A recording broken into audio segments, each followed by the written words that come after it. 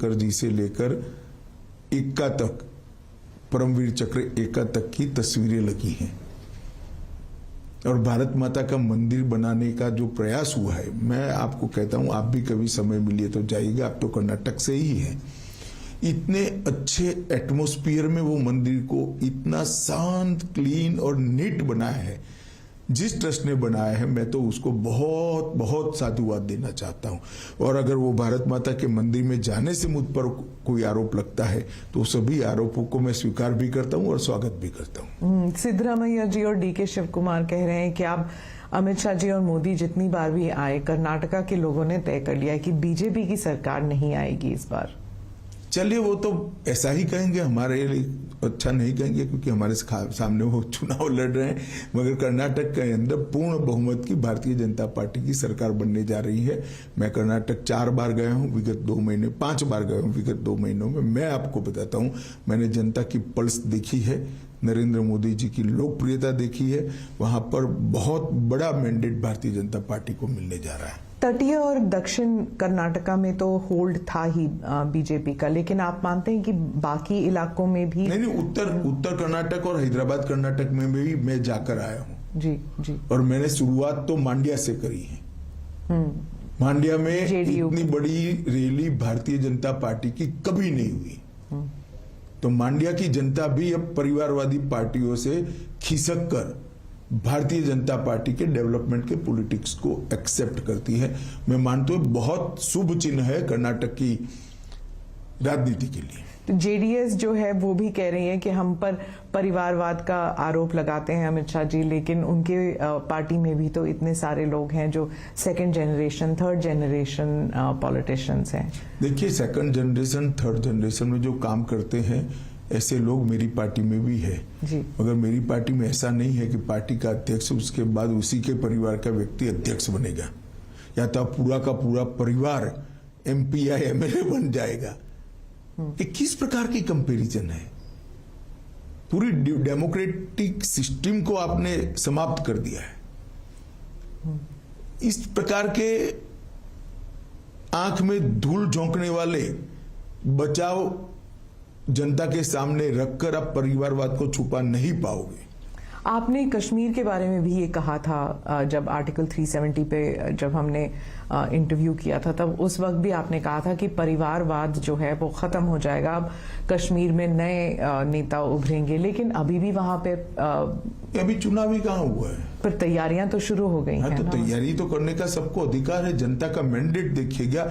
अब ये जो पंच सरपंच चुनकर आए हैं, इसमें से ही नया नेतृत्व इमर्ज होगा, वहीं से कश्मीर के नेता निकलेंगे। सर, जहां पर आप ऑपोजिशन की पार्टीज पर परिवारवाद का आरोप लगाते हैं, वहीं कांग्रेस जो है अब आप पर, आपकी पार्टी पर, आप पर नहीं, आपकी पार्टी पर मित्रता का आरोप लगा रही है कि मित्र, बीजेपी के जो मित्र हैं, अडानी जी के बारे में कहा जाता है कि उनको सभी कॉन्ट्रैक्ट्स मिल रहे हैं और बीजेपी जो है उनका जो डिफेंस है वो इतना नहीं है, इतना स्ट्रांग नहीं है। अभी सुप्रीम कोर्ट ने इसका संज्ञान लिया है।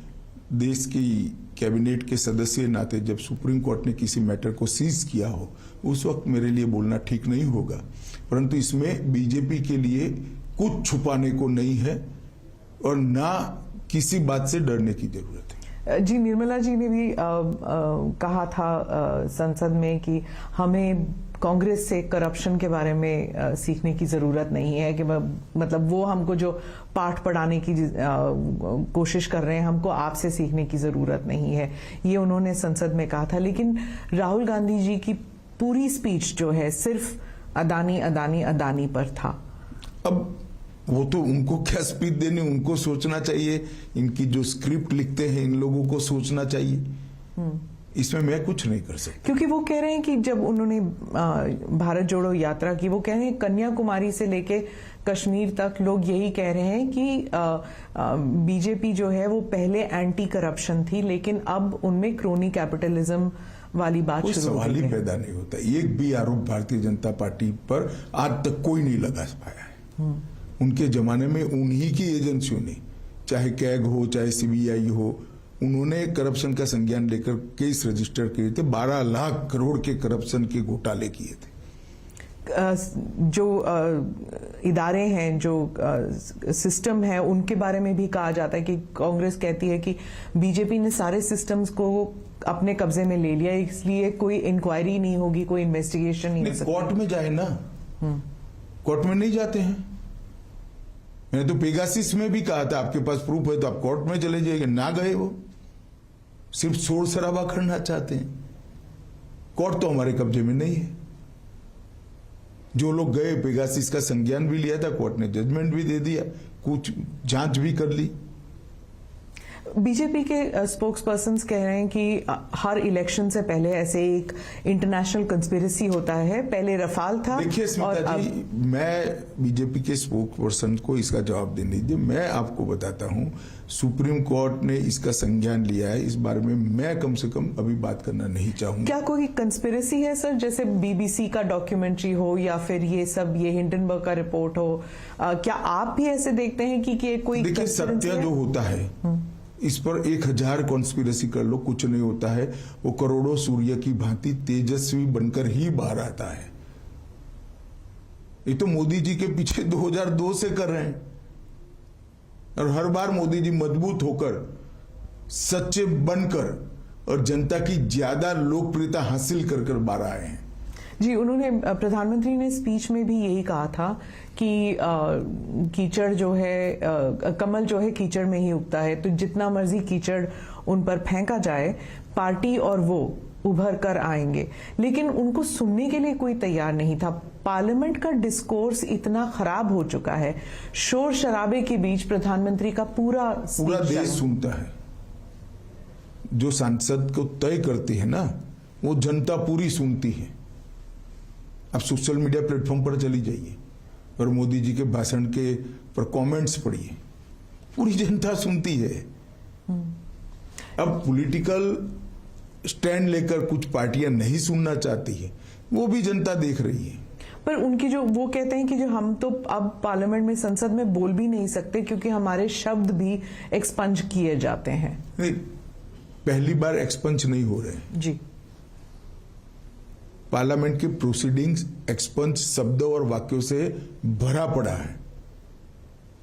पार्लियामेंट के रूल्स के हिसाब से बहस का स्थान है, और जब रूल्स के हिसाब से बहस करनी है तो पार्लियामेंट्री लैंग्वेज में करनी पड़ती है।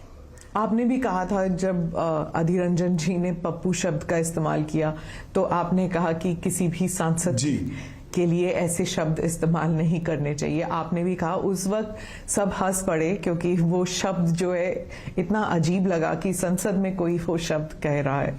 तो वो, पर उसके बाद गाली गलौज भी शुरू हो चुकी है। आप इसके बारे में कुछ कहेंगे? कि देखिए, मैं तो मानता हूं कि जनता सब कुछ देख रही है और जनता इवेल्युएशन भी करती है। अब इंडियन डेमोक्रेसी इतनी मजबूत हो गई है, इतनी मैच्योर हो गई है कि वोट कास्ट करते वक्त ये सारी चीजों का संज्ञान भारत की जनता लेगी।